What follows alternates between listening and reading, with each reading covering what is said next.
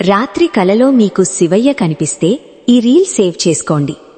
మీకు కలలో శివుడు కనిపించినా లేదా శివలింగం చుట్టుకుని ఉన్న పాము కనిపించినా ఉదయం లేచిన వెంటనే నేలమీద పాదాలు పెట్టే ముందు ఒకసారి భక్తితో ఈ మంత్రం చెప్పండి. ఓం నమో భగవతే రుద్రాల నమః.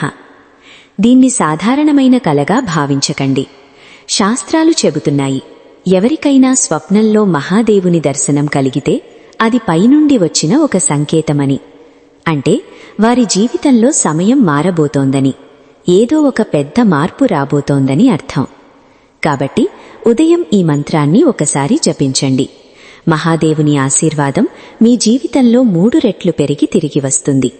ఎందుకంటే ఇది రుద్రమంత్రం. ఈ మంత్రాన్ని అవరోధనాశక మంత్రమని అంటారు. జీవితంలో ఉన్న అన్ని అడ్డంకులు, భయాలు, శత్రుత్వం లేదా కనిపించని ప్రతికూల శక్తులు ఏమైనా ఉన్నా మహాదేవుడు స్వయంగా వాటిని నశింపచేస్తారని విశ్వాసముంది. ఈ వీడియోను సేవ్ చేసుకోండి, మీకు ప్రియమైన వాళ్లకు కూడా పంపండి. మరియు మీకు అర్థమైందా? ఫాలో చేయడం మర్చిపోవద్దు.